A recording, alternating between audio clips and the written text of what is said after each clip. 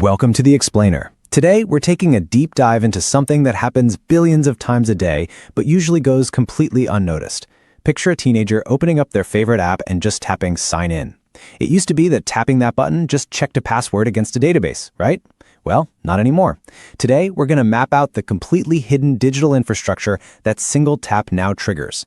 We aren't here to argue about whether social media is good or bad. We're here to understand the actual mechanics of how this works. Because honestly, that simple little UI tap, it now wakes up this massive, invisible, multi-layered national compliance system. In literally milliseconds, data is being packaged up, routed across servers, analyzed for risk, and actively verified by completely external third parties. It is a total marvel of modern digital plumbing, but as you'll see, it is absolutely packed with complexity. Okay, let's dive into this.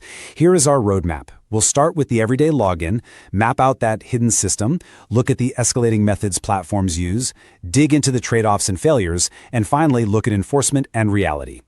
Section 1. The everyday login, focusing on Australia's case study. You have to look at the sheer speed of this rollout to really get it. A bill gets introduced in November 2024. That leads to tech trials by August 2025, and by December 10th, 2025, the law officially takes effect. This is absolutely crucial to understand. This is not some theoretical, maybe someday roadmap.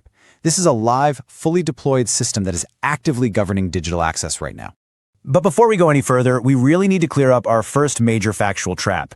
The core mechanism of the Australian law places a duty on covered platforms to take reasonable steps to prevent users under 16 from having accounts. So what does that actually mean?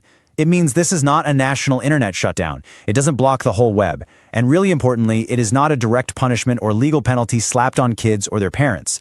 The compliance burden and the legal risk rests entirely on the tech companies. Section 2. Mapping the hidden system and its data flows. So when that sign-in tab happens, there's this incredible causal handoff of data in the background. First, your device and the network ecosystem send initial signals, stuff like your IP location or device history. Second, the platform grabs that data and assesses your risk profile. Third, if they decide it's needed, they hand off data to a third-party assurance provider to basically vouch for your age. If the system gets it wrong and you're denied, you then have to navigate an appeals process to get back in.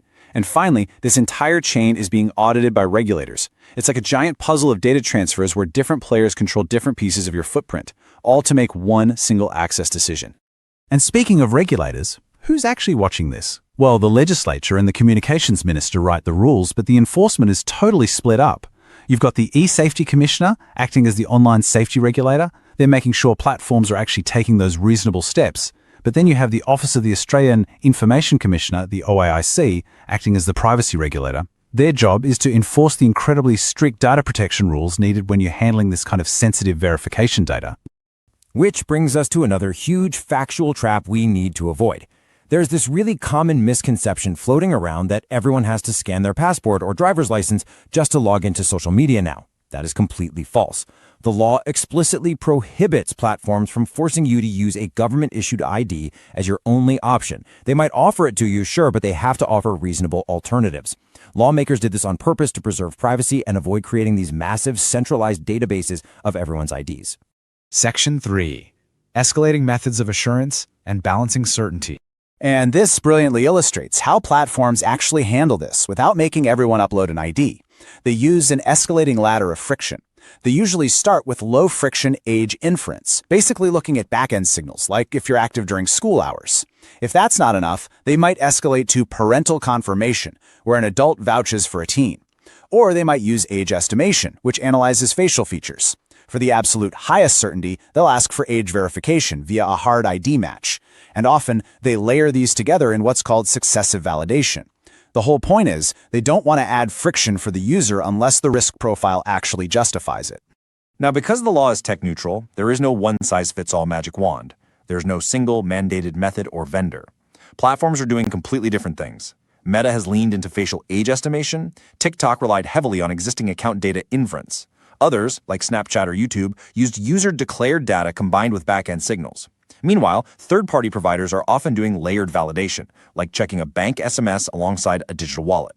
So, do not fall for the trap of thinking one vendor's performance is universal or that all platforms are doing the exact same thing. And when we mention facial analysis, we have to be really precise. According to the NIST standards, that's the National Institute of Standards and Technology, age estimation and face recognition are fundamentally different things. Face recognition is trained on identity labels to figure out exactly who you are.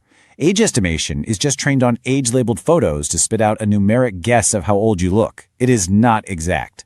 Think of it like a digital carnival barker guessing your age, not a security guard checking your name on a list. Section 4. Trade-offs and system failures. What happens when systems break? Because, frankly, the system does break, or at least it has major technical limitations. The biggest headache is the threshold gray zone. These estimation algorithms really struggle to tell the difference between a mature-looking 15-year-old and a baby-faced 18-year-old. So imagine you're legally an adult, but you get locked out because the algorithm thinks you look too young. That is a false reject. Letting an underage kid through is a false accept. On top of that, missed data proves there's algorithmic bias. The accuracy, the mean absolute error, varies wildly depending on a user's demographics.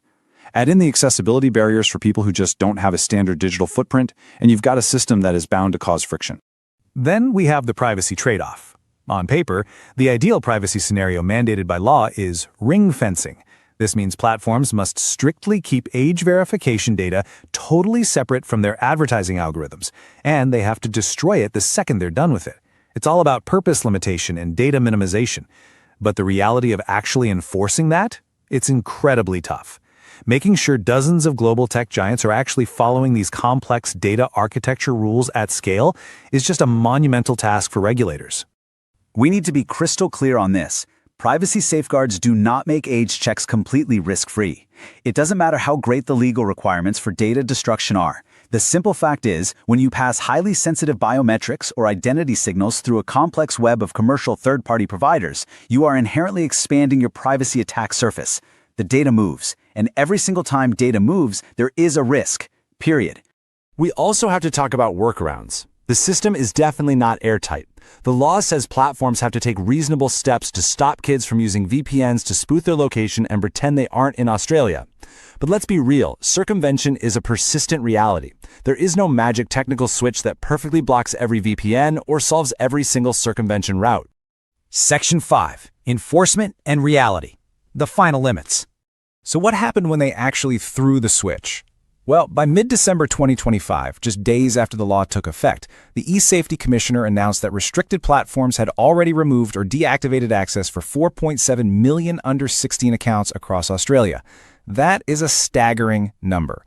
It represents a massive real-time logistical enforcement action. But wait, we have to qualify that data immediately. Seeing millions of removals tells us platforms are trying really hard to comply so they don't get hit with massive fines. But those removals absolutely do not prove perfect exclusion. Motivated teenagers are going to find workarounds. And more importantly, this is a crucial analytical trap to avoid: technical account removals to not automatically guarantee harm reduction or better mental health. All it actually proves is that the technical infrastructure is successfully acting as a barrier. When we look at how this is playing out globally, we have to compare apples to apples. Take the UK, for instance. In June 2026, the UK government made an official policy announcement about their online safety frameworks. But we cannot confuse a political press conference with functioning code. Australia in December 2025 is a fully deployed live enforcement system. The UK in June 2026 is an announced policy. They are not the same thing. So, stepping back, what does this all mean? It brings us to the core question of this explainer. The question isn't just, can a government declare a ban? The real question is, can a government technically force platforms to prevent underage accounts at massive scale? And what exactly breaks when they try to do it? The answer is a highly qualified reality. Yes, a country absolutely can legally force tech platforms to build substantial barriers, and they can back that up with massive fines.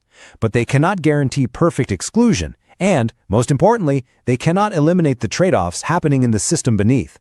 The friction you feel when you log in is the direct result of society trying to balance certainty against privacy, fairness, and freedom. So the next time your app hangs for just a second during sign-in, you have to ask yourself, as this invisible infrastructure expands, how much friction are we actually willing to accept in exchange for digital safety?